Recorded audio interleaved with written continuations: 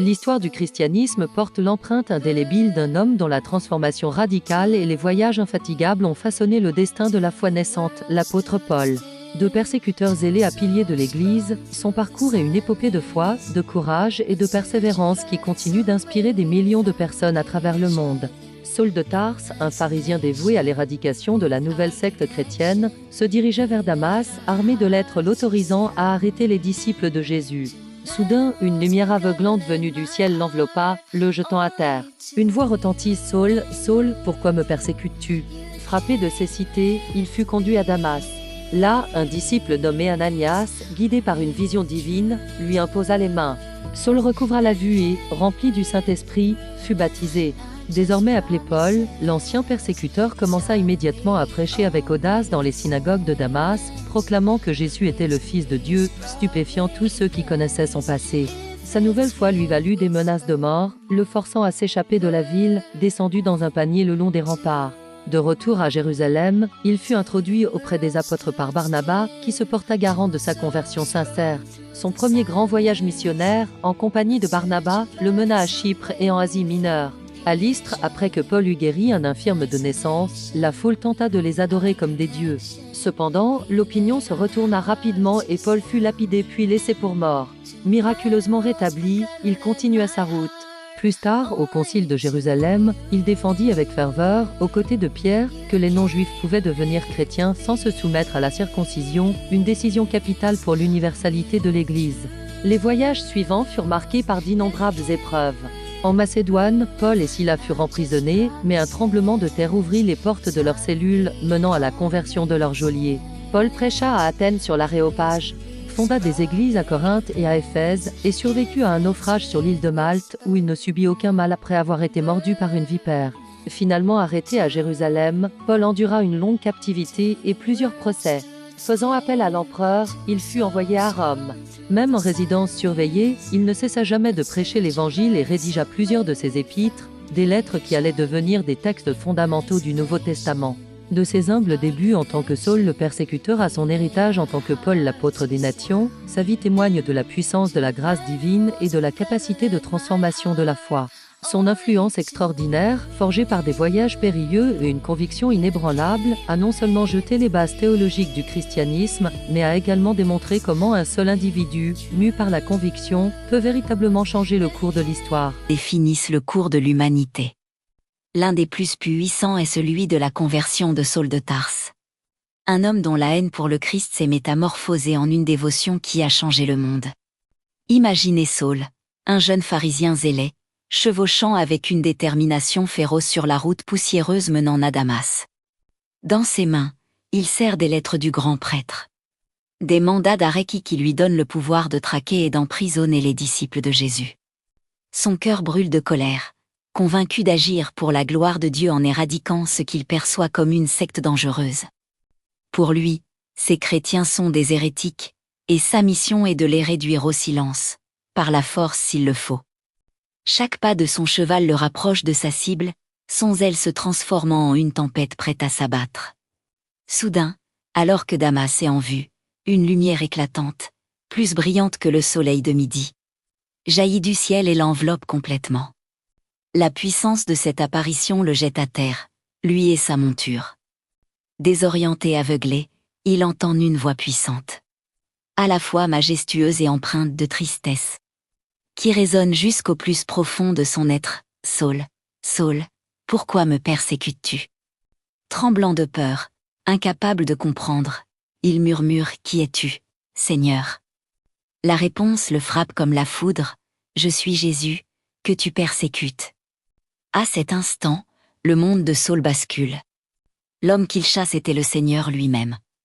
Ses compagnons de route, terrifiés par la lumière et le son mais ne voyant personne, le relèvent. Saul ouvre les yeux, mais il ne voit plus rien. L'éclat divin l'a rendu aveugle. Confus et impuissant, il est conduit par la main jusqu'à Damas, où il passe 3 jours dans l'obscurité totale, sans manger ni boire, priant et méditant sur cette rencontre bouleversante. Pendant ce temps, dans la ville, un disciple nommé Ananias reçoit une vision du Seigneur, lui ordonnant de trouver Saul et de lui y imposer les mains. Ananias hésite, connaissant la réputation sanguinaire de Saül, mais obéit à l'appel divin. Il trouve Saül, pose ses mains sur lui, et aussitôt, comme des écailles tombent de ses yeux. Saül recouvre la vue, et une nouvelle lumière, celle du Saint-Esprit, inonde son âme. Dès cet instant, l'homme connu sous le nom de Saül n'est plus. Il est baptisé, renaissant sous le nom de Paul. Sans attendre, le persécuteur devient prédicateur. Il se rend dans les synagogues de Damas, ces mêmes lieux où il comptait arrêter les fidèles, et commence à proclamer avec une audace inouïe que Jésus est le Fils de Dieu. La stupéfaction est totale, ceux qui l'écoutent ne peuvent en croire leurs oreilles, n'est-ce pas là l'homme qui, à Jérusalem, ravageait ceux qui invoquent ce nom? La transformation de Saül en Paul est si radicale, si complète, qu'elle témoigne d'une puissance qui dépasse l'entendement humain. Ainsi, le plus grand adversaire de l'Église primitive est devenu son plus ardent défenseur et l'un des apôtres les plus influents de l'histoire, démontrant que même le cœur le plus endurci peut être touché par la grâce divine et transformé pour un dessein plus grand. Une rencontre providentielle. Un moment charnière où la peur cède la place à la foi, et où l'obéissance d'un seul homme change le cours de l'histoire. C'est l'histoire de la conversion de Paul, rendue possible par le courage et la foi d'un disciple nommé Ananias.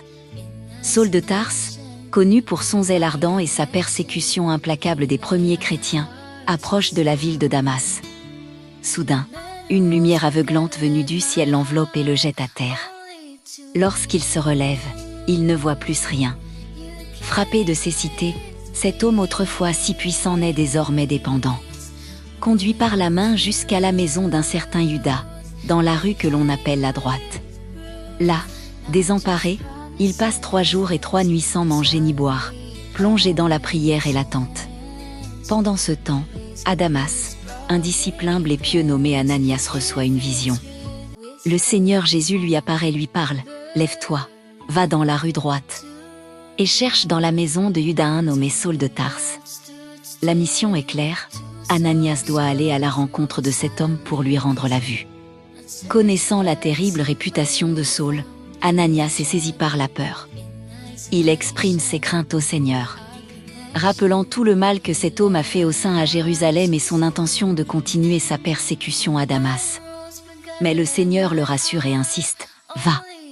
Car cet homme est un instrument que j'ai choisi pour porter mon nom devant les nations, les rois et les fils d'Israël. » Fortifié par cette assurance divine, Ananias met de côté ses doutes. Animé par une foi inébranlable, il obéit à l'ordre du Seigneur et accepte cette mission périlleuse. Ananias se rend donc à l'adresse indiquée. Trouvant Saül, il entre avec courage et lui impose les mains avec une douceur fraternelle. Il prononce alors les paroles que le Seigneur lui a confiées, « Frère Saül, le Seigneur Jésus, qui t'est apparu sur le chemin par lequel tu venais, m'a envoyé pour que tu recouvres la vue et que tu sois rempli du Saint-Esprit. » Aussitôt, il tomba des yeux de Saül comme des écailles, et il recouvra la vue. Rempli de l'Esprit Saint, il se leva. Pour sceller cette transformation profonde, marquant ainsi le début de sa nouvelle vie en Christ. Saül, qui deviendra l'apôtre Paul, est prêt à commencer son ministère.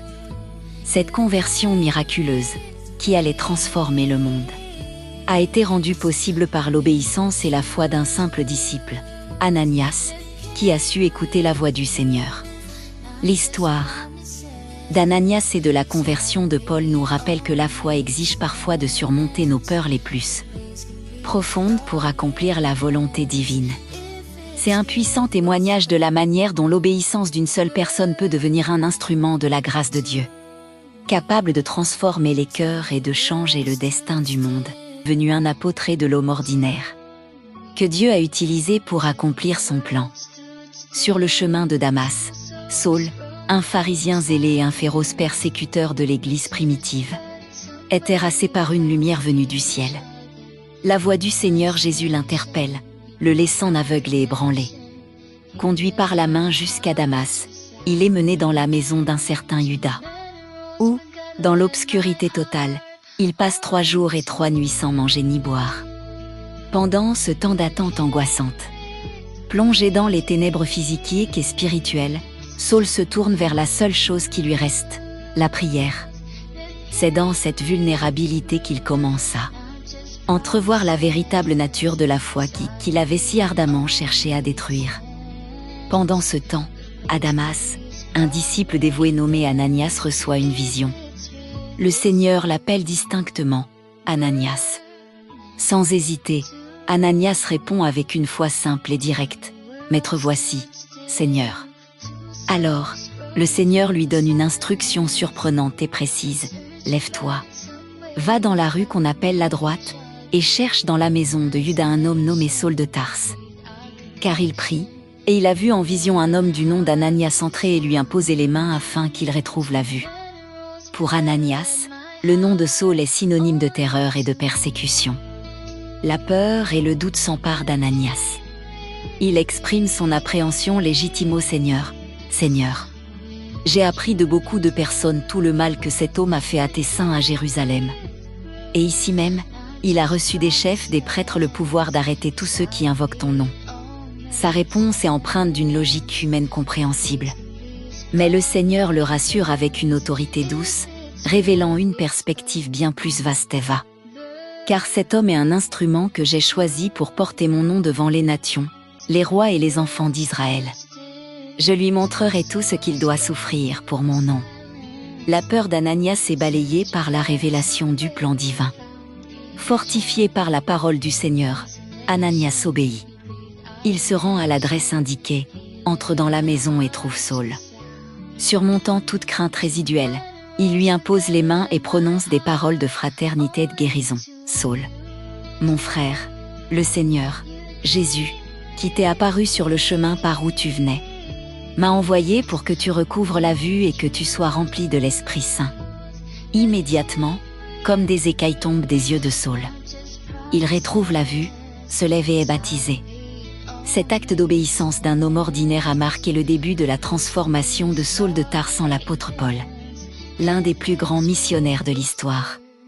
Puisse cette histoire nous rappeler que Dieu peut transformer les cœurs les plus endurcis et qu'il utilise des gens ordinaires et obéissants pour accomplir ses desseins extraordinaires.